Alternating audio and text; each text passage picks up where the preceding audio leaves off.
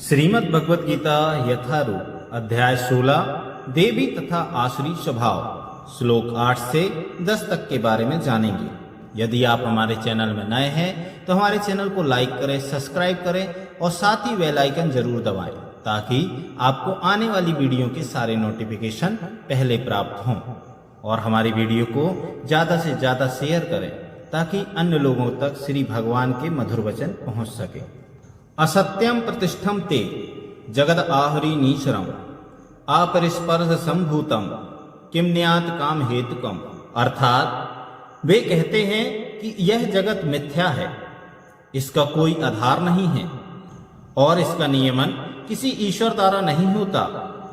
उनका कहना है कि यह कामेच्छा से उत्पन्न होता है और काम के अतिरिक्त कोई अन्य कारण नहीं है। तात्पर्य, आसुरी लोग यह निष्कर्ष निकालते हैं कि यह जगत माया जाल है, इसका ना कोई कारण है, न कार्य, न नियामक, न कोई प्रयोजन, हर वस्तु मिथ्या है। उनका कहना है कि यह दृश्य जगत आकस्मिक भौतिक क्रियाओं तथा प्रतिक्रियाओं के कारण है। वे यह नहीं सोचते कि ईश्वर ने किसी प्रयोजन से इस संसार की रचना की है।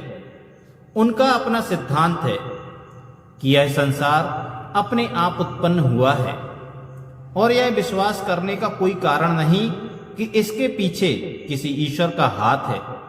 उनके लिए आत्मा तथा पदार्थ में कोई अंतर नहीं होता और वे परमात्मा को स्वीकार नहीं करते। उनके लिए हर वस्तु पदार्थ मात्र है और यह पूरा जगत मानो अज्ञान का पिंड हो। उनके अनुसार प्रत्येक वस्तु शून्य है और जो भी सृष्टि दिखती है वह केवल दृष्टि भ्रम के कारण है। वे इसे सच मान बैठते हैं कि विभिन्नता से पूर्ण यह सारी सृष्टि अज्ञान का प्रदर्शन है। जिस प्रकार स्वप्न में हम ऐसी अनेक वस्तुओं की सृष्टि कर सकते हैं जिनका वास्तव में कोई अस्तित्व नहीं होता।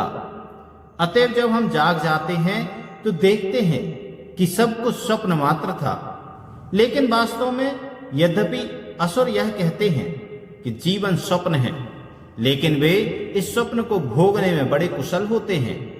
अतएव वे ज्ञानार्जन करने की बजाय अपने स्वप्न लोक में अधिकाधिक उलझ जाते हैं।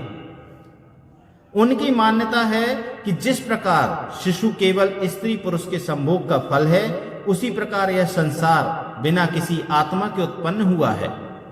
उनके लिए यह पदार्थ का संयोग मात्र है जिसने जीवों को उत्पन्न किया। अतएव आत्मा के अस्तित्व का प्रश्न ही नहीं उठता। जिस प्रकार अनेक जीवित प्राणी अकारण पसीने से ही या स्वेदस तथा मृत शरीर से उत्पन्न हो जाते हैं, उसी प्रकार यह सारा जीवित संसार दृश्य जगत के भौतिक संयोगों से प्रकट हुआ है। अतएव प्रकृति ही इस संसार की कारण स्वरूपा है, इसका कोई अन्य कारण नहीं है। वे भगवत गीता में कहे गए कृष्ण के इन वचनों को नहीं मानते। मध्याक्षेण प्रकृतिया श्रूयते सचराचरम।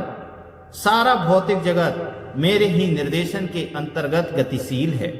दूसरे शब्दों में, असुरों को संसार की सृष्टि के विषय में पूरा ज्ञान नहीं है। प्रत्येक का अपना कोई न कोई सिद्धांत है। उनके अनुसार शास्त्रों की कोई एक व्याख्या दूसरी व्याख्या के ही समान है, क्योंकि वे शास्त्रीय आदेशों के मानक ज्ञान में विश्वास नहीं करते। श्लोक 9। एताम दृष्टिम वष्टभ्य नष्टात्मनो अल्पबुद्धिया प्रभवन्ते उग्र कर्मणा क्षयाय जगतो आहिता। ऐसे निष्कर्षों का अनुगमन करते हुए आसुरी लोग जिन्होंने आत्मज्ञान खो दिया है और जो बुद्धिहीन हैं, ऐसे अनुपयोगी एवं भयावह कार्यों में प्रवृत्त होते हैं जो संसार का विनाश करने के लिए होता है। तात्पर्य, आसुरी लोग ऐसे कार्यों में व्यस्त रहते हैं जिनसे संसार का विनाश हो जाए। भगवान यहाँ कहते हैं कि वे कम बुद्धि वाले हैं। भौतिकवादी जिन्हें ईश्वर का कोई बोध नहीं होता सोचते हैं कि वे प्रगति कर रहे हैं, लेकिन भगवत गीता के अनुसार वे बुद्धिहीन तथा समस्त विचारों से शून्य होते हैं। वे इस भौतिक जगत का अधिक से अधिक भोग करने का प्रयत्न करते हैं। अतएव इंद्रिय तृप्ति के लिए वे कुछ न कुछ नया आविष्कार करते रहते हैं। ऐसे भौतिक आविष्कारों को मानव सभ्यता का विकास माना जाता है, लेकिन इसका दुष्परिणाम यह होता है कि लोग अधिकाधिक हिंसक तथा क्रूर हो जाते हैं। वे पशुओं के प्रति क्रूर हो जाते हैं और अन्य मनुष्यों के प्रति भी। उन्हें इसका कोई ज्ञान नहीं कि एक दूसरे से किस प्रकार व्यवहार किया जाए। आसुरी लोगों में पशुवध अत्यंत प्रधान होता है। ऐसे लोग संसार के शत्रु समझे जाते हैं, क्योंकि वे अंततः ऐसा आविष्कार कर लेंगे या कुछ ऐसी सृष्टि कर देंगे जिससे सबका विनाश हो जाए।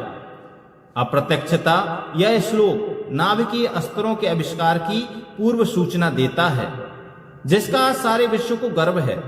किसी भी क्षण युद्ध हो सकता है और ये परमाणु हथियार विनाश लीला उत्पन्न कर सकते हैं। ऐसी वस्तुएं संसार के विनाश के उद्देश्य से ही उत्पन्न की जाती हैं और यहाँ पर इसका संकेत किया गया है। ईश्वर के प्रति अविश्वास के कारण ही ऐसे हथियारों का आविष्कार मानव समाज में किया जाता है। वे संसार की शांति तथा संपन्नता के लिए नहीं होते। श्लोक 10 काममाश्रित दुष्पूरम दम्भमान मदान्विता मोहाद गृहीत्वा सद्ग्रहान प्रवर्तन्ते अश्रुचीव्रता। अर्थात कभी न संतुष्ट होने वाले काम का आश्रय लेकर तथा गर्व के मद एवं मिथ्या प्रतिष्ठा में डूबे हुए आसुरी लोग इस तरह मोहग्रस्त होकर सदैव क्षण भंगुर वस्तुओं के द्वारा अपवित्र कर्म का व्रत लिए रहते हैं। तात्पर्य यहाँ पर आसुरी मनोवृत्ति का वर्णन हुआ है। असुरों में काम कभी तृप्त नहीं होता। वे भौतिक भोग के लिए अपनी अतृप्त इच्छाएं बढ़ाते चले जाते हैं। यद्यपि वे क्षणभंगुर वस्तुओं को स्वीकार करने के कारण सदैव चिंता मग्न रहते हैं, तो अभी वे मोहवश ऐसे कार्य करते जाते हैं।